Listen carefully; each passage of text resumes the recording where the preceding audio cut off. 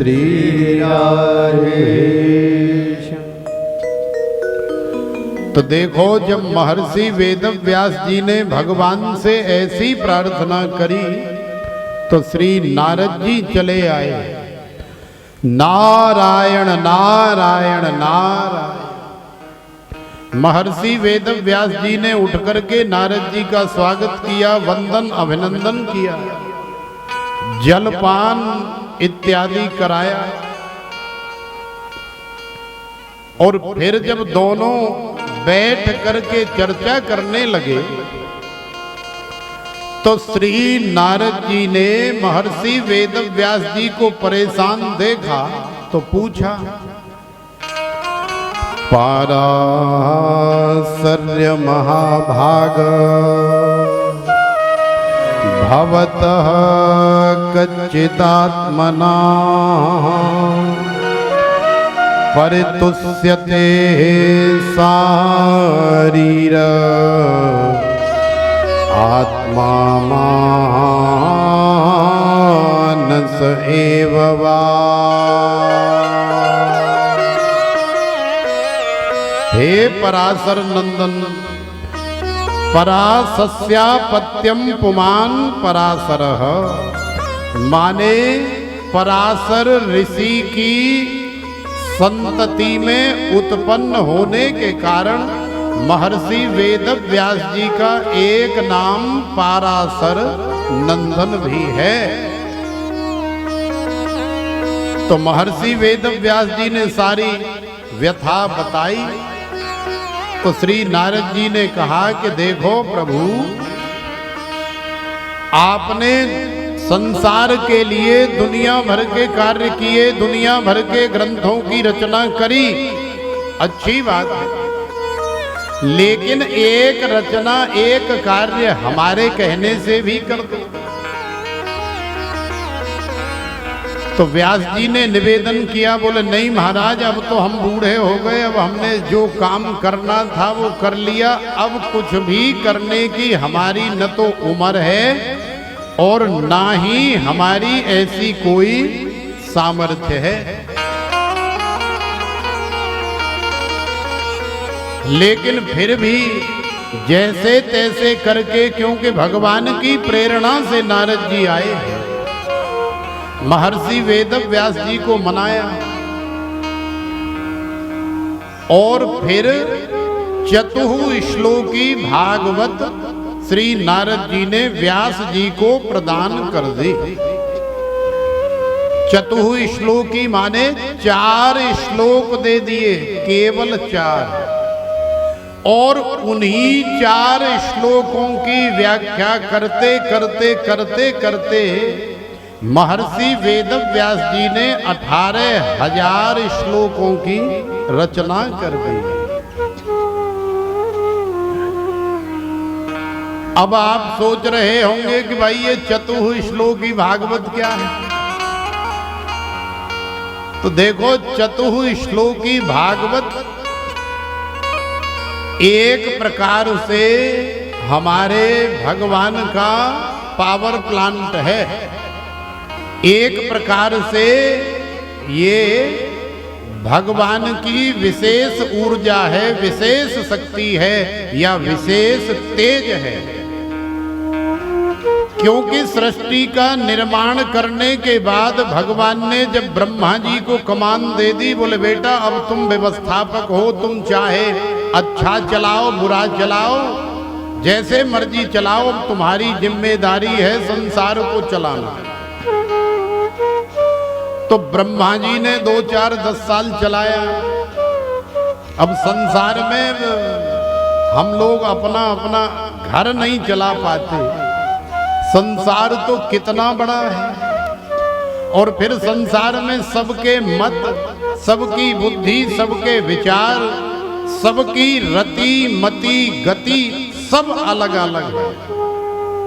तो संसार को चलाना कोई इतना हासी खेल है क्या?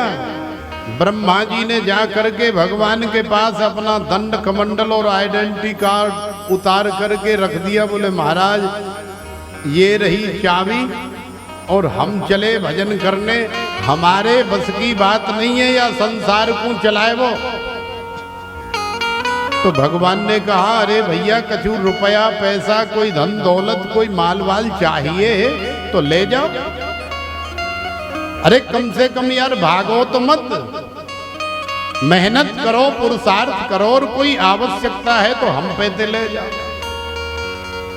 तो नारद जी ने कहा कि नहीं प्रभु, मैंने खूब अच्छी तरह सोच समझ करके रिजाइन दिया है, मैंने खूब देख लिया है, मेरे बस की बात इस संसार को चलाना नहीं है।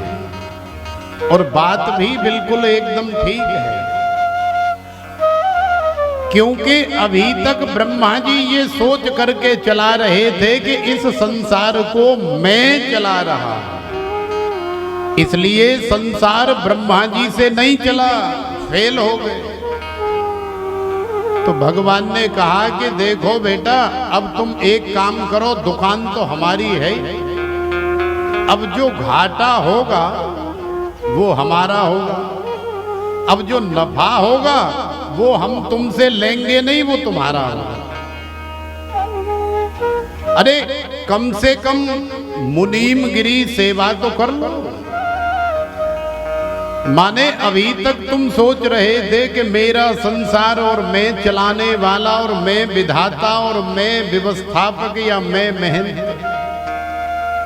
लेकिन अब इस भाव को समाप्त कर दो और ये लो, हम तुम्हें कुछ माल दे रहे हैं, ये माल जब तक तुम्हारे पास रहेगा जीवन में कभी कोई कमी आएगी ही नहीं। तो भगवान श्रीमन नारायण ने ब्रह्मा जी को चतुश्लोकी भागवत प्रदान कर दी। वो दिन है कि आज का दिन है, आज तक ब्रह्मा जी दोबारा भगवान के पास ये कहने के लिए नहीं गए कि प्रभु इस संसार को मैं नहीं चला सकता। तो ऐसी अद्भुत सामर्थ्य है भगवान की भागवत में। तो ब्रह्मा जी का कष्ट दूर हो गया। ऐसे ही एक बार जीवन में नारद जी दुखी हुए थे अपने जीवन को लेकर के, नारद जी भी झिक गए थे नाक तक। जो लोग नाक तक झिक जाते न जीवन से, वही तो करते हैं आत्महत्या, और कौन करता है संसार में, वो झिक जाते हैं नाक तक। तो एक बार श्री नारद जी भी झिक गए थे, लेकिन ब्रह्मा जी ने बुलाया, प्यार से सिर पे हाथ फेरते हुए कहा कि बेटा ऐसा है, घबराने की आवश्यकता नहीं, हम तुम्हें कुछ दे रहे हैं, इसको आप अपने पास रखो, जीवन में सदा सर्वदा आनंद रहेगा। तो ब्रह्मा जी ने भी नारद जी को ये चतुश्लोकी भागवत ही प्रदान की। तब से लेकर के आज तक नारद जी का जीवन भी परम मंगलमय है। और आज जब महर्षि वेदव्यास जी दुखी हुए, आज जब महर्षि वेदव्यास जी के जीवन में किम कर्तव्य विमूढ़ता आई, तो आज भी श्री नारद जी के माध्यम से महर्षि वेदव्यास जी को चतुश्लोकी भागवत मिली, जिसके बाद महर्षि वेदव्यास जी का जीवन धन्य हो गया, सार्थक हो गया। अभी तक महर्षि वेदव्यास जी को ऐसा लग रहा था जैसे जीवन बर्बाद हो गया, सारी मेहनत, सारा पुरुषार्थ, सारा परिश्रम बेकार गया। लेकिन जैसे ही श्रीमद् भागवत जीवन में आ गई, तो महर्षि वेदव्यास जी का जीवन मंगलमय हो गया। प्रेम से बोलो राधे राधे। तो आखिरकार ये श्रीमद् भागवत माने चतुश्लोकी भागवत है क्या? अहमेवास्मेवाग्रे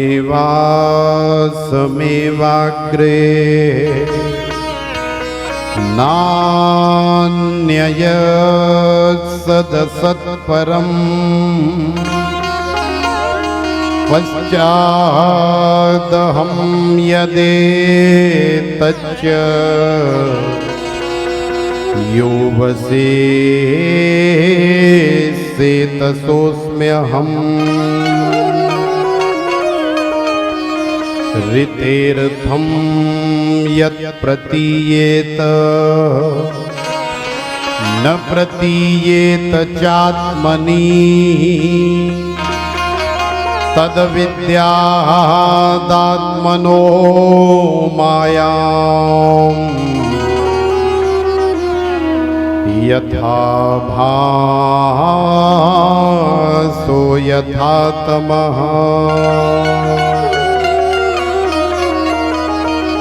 यथा महान्ति भूतानि भूतेषु चावचेष्वनु प्रविष्टान्यप्रविष्टानि तथा तेषु न तेष्वहम्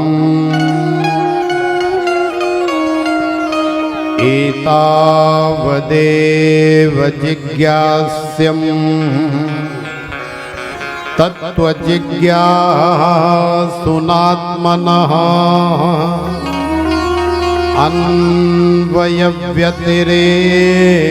अन्वयव्यतिरेकाभ्याम् यस्या सर्वत्र सर्वदा यस्यात् सर्वत्र सर्वदा। बोलिए श्रीमद्भागवत भगवान की जय। तो देखो श्री सुखदेव जी महाराज कह रहे हैं कि हे राजन, ये है चतुश्लोकी भागवत। और फिर विश्वास दिलाने के लिए श्री नारद जी ने अपने पूर्व जन्म का भी वृतांत श्रवण कराया। देखो पराशर नंदन, आप क्या समझ रहे हो कि हम सदा से नारद ही हैं क्या? आप क्या समझ रहे हो कि हम जन्म से ही सिद्ध हैं क्या? आप क्या समझ रहे हो कि हम जन्म जन्मांतर से ब्रह्मा के ही पुत्र हैं क्या? अरे नहीं बाबा, ऐसा नहीं है। हमने भी बहुत मेहनत की है, बहुत पुरुषार्थ किया है, बहुत परिश्रम किया है। यदि आपको विश्वास नहीं हो रहा है तो हम बताए दे रहे हैं अपने पूर्व जन्म की कथा। तो देखो श्री नारद जी ने अपने पूर्व जन्म का वृतांत महर्षि वेदव्यास जी को श्रवण कराया। अहम पुरातीत भवे भवम मुने दास्यास्तु कस्याश्चन वेदवादिना निरूपितो बालक एव योगिनाम् शुश्रूषणे प्रावृषे निर्विवक्षता।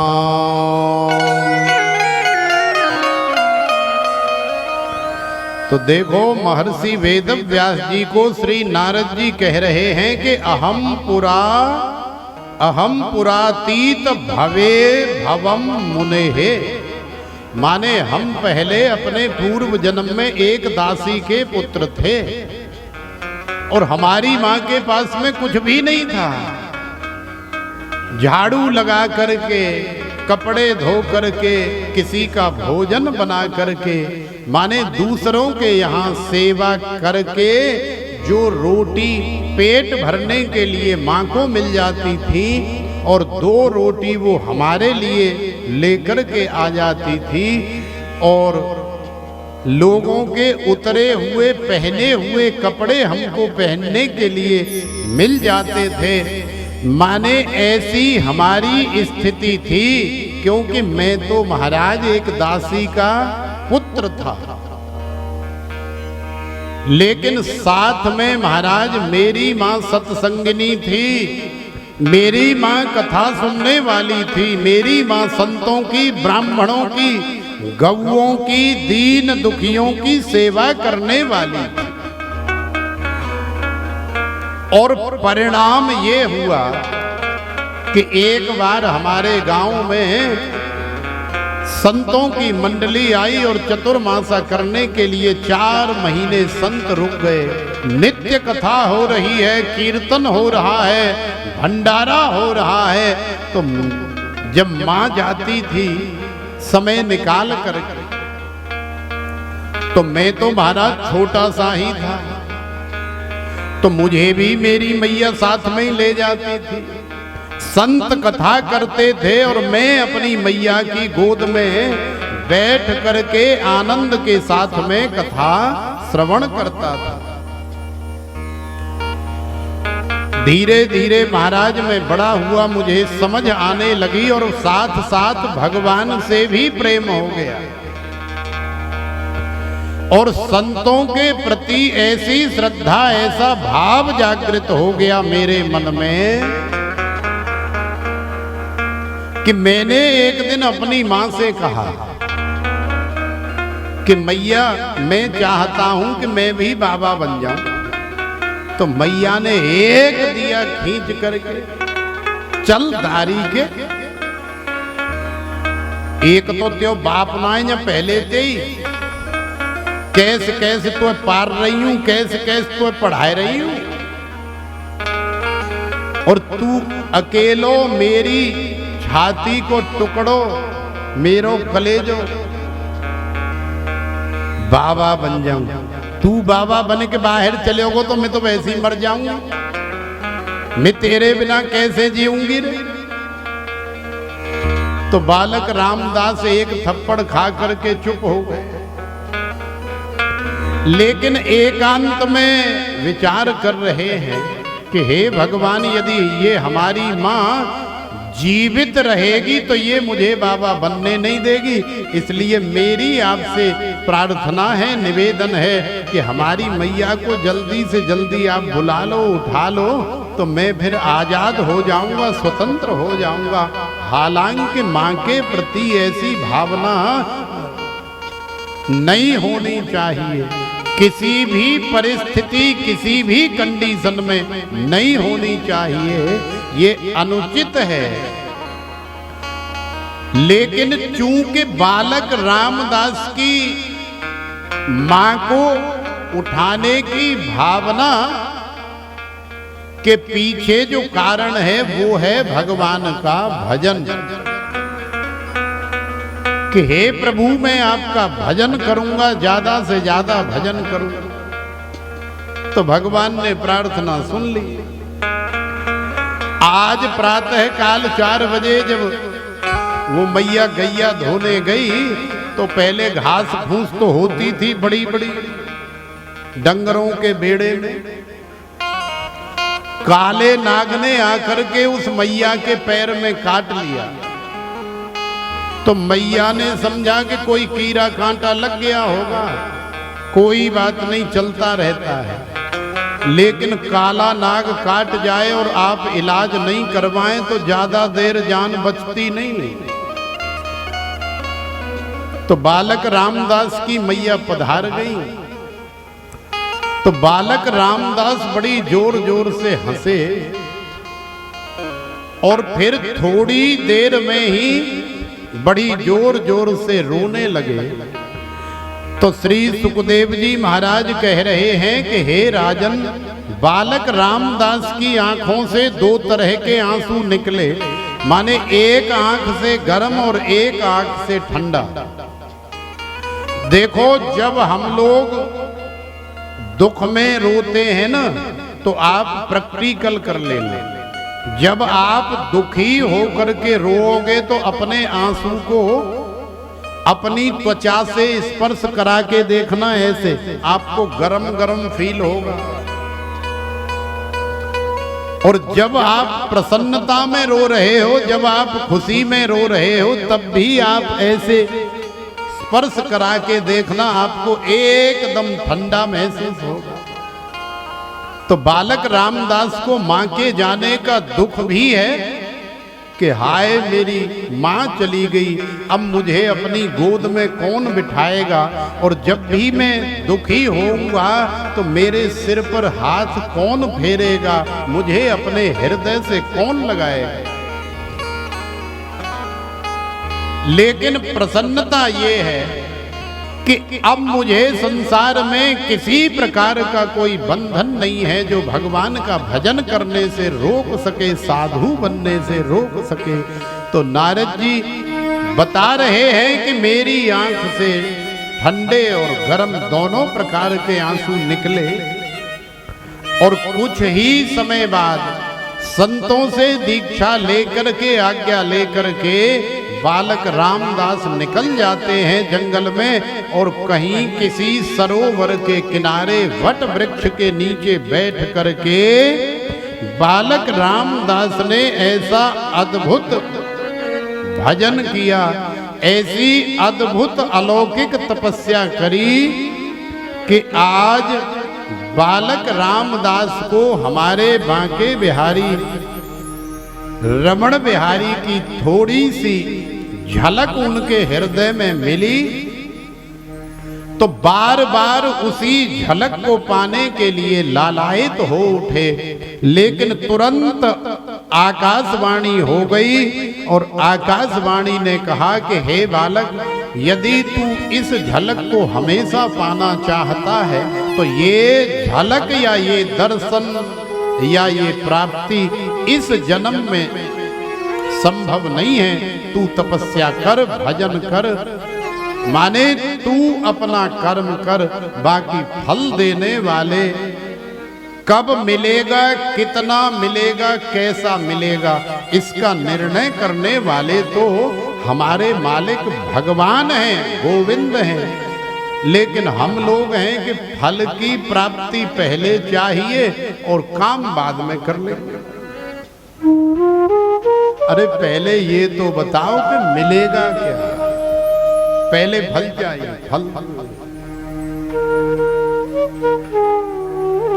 तो बालक रामदास ने वो अपना संपूर्ण जीवन भगवान के भजन और तपस्या में लगाया।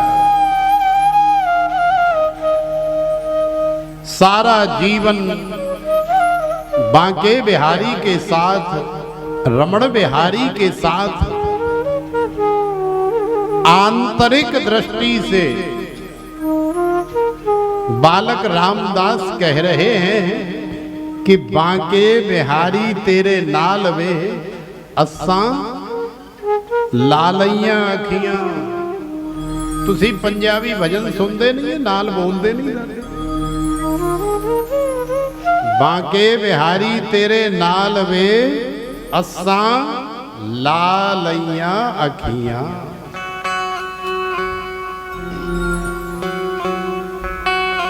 तो आइए, बड़ा सुंदर ये भाव है। बालक रामदास के साथ हम भी अपनी आंखों को रमण बिहारी से लगाएं।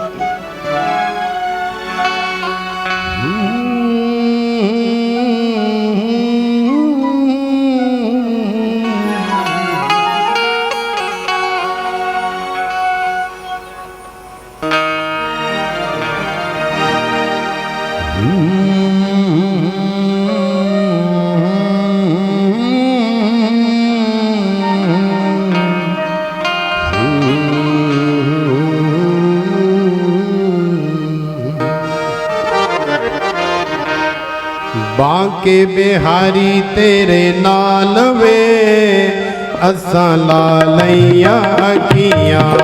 बांके बिहारी तेरे नाल वे असां लालैया अखियां। रमण बिहारी तेरे नाल वे असां लालैया अखियां। रमण बिहारी तेरे नाल वे असां लालैया लालैया अखियां सा लालैया अखियां।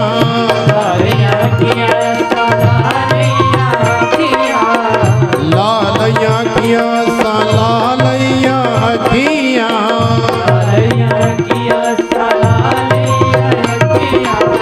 बाके बिहारी तेरे लाल वे असा लालैया अखियां असा लालैया अखियां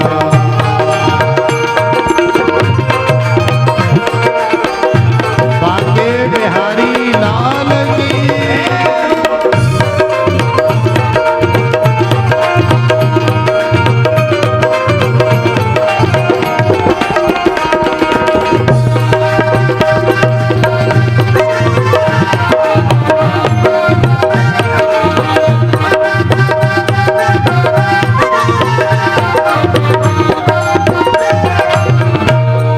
श्यामा तेनू मुकुट पवामा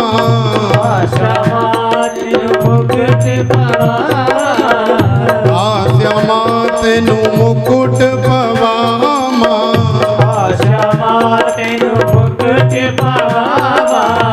मुकुट पवामा तेनू हार पवामा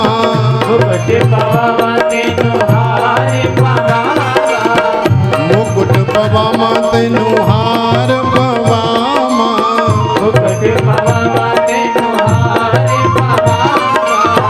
राधे है रानी तेरे लाल में असा लालैया अखियां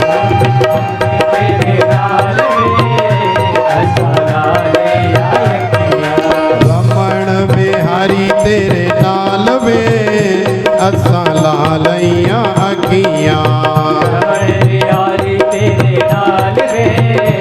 असा लालैया अखियां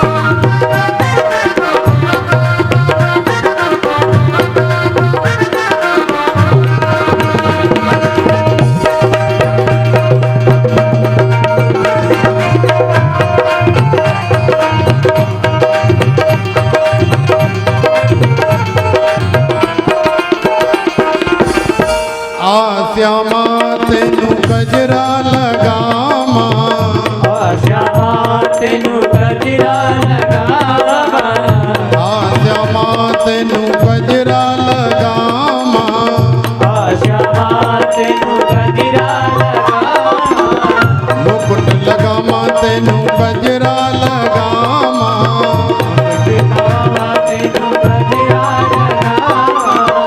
गजरा लगामा तेनू तिलक लगामा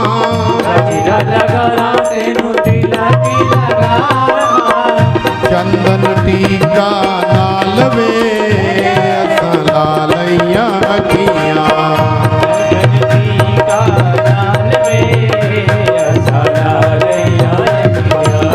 बाके बिहारी तेरे लाल वे असा लालैया अखियां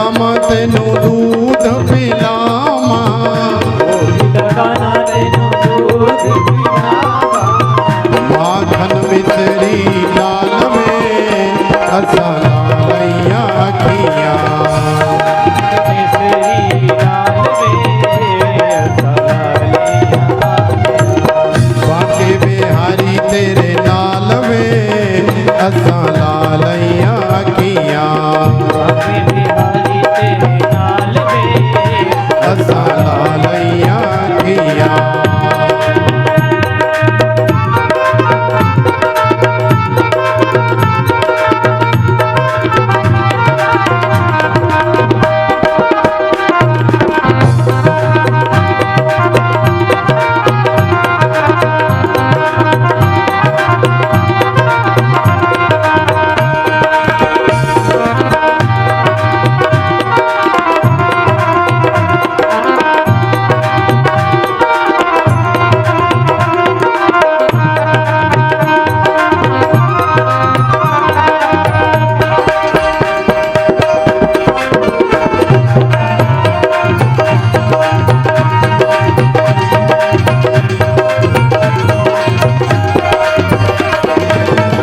रमण रेति में रमण बिहारी रमण रेत में रमण बिहारी रमण रेति में रमण बिहारी रमण रेत में रमण बिहारी दर्शन करते सब नर नारी दर्शन करते सब नर नारी दर्शन करते सब नर नारी दर्शन करते सब नर नारी सबन पार लगाई वे असा लालैया अखियां जुगारे लगाई वे सलालिया बाके बिहारी तेरे नाल वे असा लालैया अखियां आगे बिहारी तेरे नाल रे